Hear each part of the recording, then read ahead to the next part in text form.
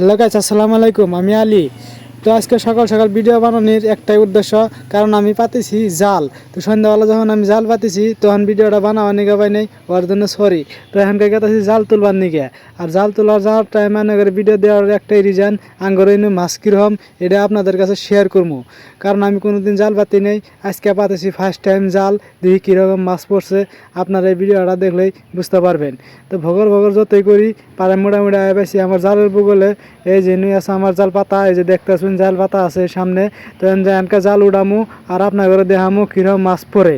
আর হ্যাঁ, আমি জাল তোলার ভিডিওটা বোধ হয় আপনার ঘরে দিবার নিকে পাবো না, এর জন্যই কারণ আমি এলাকায় আছি, ক্ষেতের ভিতরে একটা মানুষও নাই, যার জন্য আমার এলাকায় জাল তোলা লাগবো। তো ধৈর্য সহকারে ভিডিওটা দেখবেন আর ভিডিওটা স্কিপ করবেন। যদি ভালো লাগে থাকে তাহলে অবশ্যই একটা লাইক করে দিবেন। আর কোনোদিন আমি জাল পাতি না, আজকে ফার্স্ট টাইম জাল পাতেছি। আপনারা ভিডিওটা দেখতে থাকেন, দেখেন কিরকম মাছ পড়ে।